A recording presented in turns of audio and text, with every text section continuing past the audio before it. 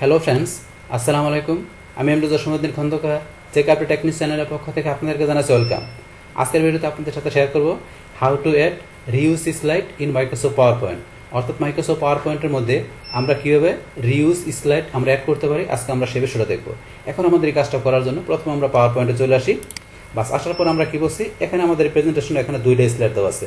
তা আমরা চাচ্ছি যে কি, এখানে আমাদের অন্য যে প্রেজেন্টেশন যেটা আমাদের সেভ করা আছে সেখান থেকে আমরা স্লাইড নিয়ে কি করব, আমরা এখানে অ্যাড করব। আর সেই কাজটা ধরুন করার জন্য আমরা এই যে এখান থেকে নিউ স্লাইডে যাব, যার পর আমরা এই যে রিউজ স্লাইড আমরা এখানে ক্লিক করব।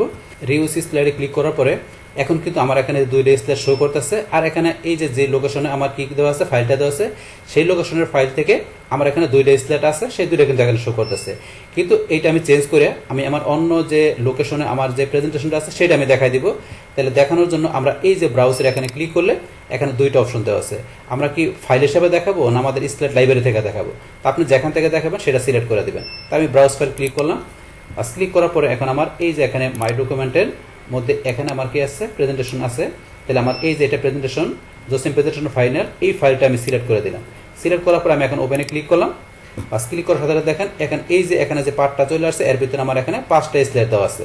তো এই 5টা স্লাইড থেকে আপনি কোনটা এখানে আপনি অ্যাড করবেন, যেটা আপনি সিলেক্ট করে দেবেন সেটা কিন্তু এখানে চলে আসবে। যেমন আমি এটা সিলেক্ট করলাম, সিলেক্ট করার সাথে সাথে এটা কিন্তু এখানে চলে আসছে। তারপর আমি চাচ্ছি কোনটা, এটা, তো এটা আমি সিলেক্ট করলাম, এই যে এটা চলে আসছে।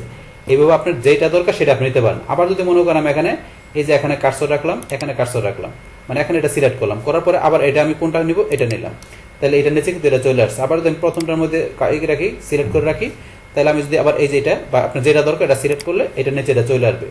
এইভাবে কিন্তু আমরা কি করতে পারি, আমাদের এখান থেকে যে স্লাইডগুলো থাকবে তার নিচে বা আপনার যেখানে দরকার সেখানে কি করতে পারেন, আপনি অন্য কোনো আপনার যে প্রেজেন্টেশন যেটা সেভ করা আছে সেটার আপনি পাথ দেখাই দিয়ে বা লোকেশন দেখাই দিয়ে সেখানে আপনার স্লাইডগুলো চলে আসলে এখান থেকে আপনার যেই স্লাইডগুলো দরকার সেগুলো আপনি এইভাবে কি করতে পারেন, আপনার এই প্রেজেন্টেশন স্লাইডের নিচে বা উপরে যেখানে দরকার আপনি অ্যাড করতে পারেন। তো এইভাবে আমরা এখান থেকে কি করতে পারি, আমাদের এই পাওয়ার পয়েন্টের মধ্যে আমরা রিউজ স্লাইডের বিষয়টা আমরা ইউজ করতে পারি।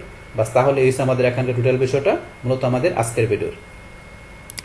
ডিয়ার ফ্রেন্ডস, আমার আজকের এই how to add reuse slide in Microsoft PowerPoint এই ভিডিওটি যদি আপনাদের কাছে ভালো লেগে থাকে কিংবা এই ভিডিও থেকে আপনারা কিছু শিখে থাকেন, উপকৃত হয়ে থাকেন, তাহলে আমার এই চেকআপ টেকনিক চ্যানেলটি আপনারা সাবস্ক্রাইব করবেন, লাইক করবেন, কমেন্ট করবেন এবং সবার সাথে শেয়ার করবেন।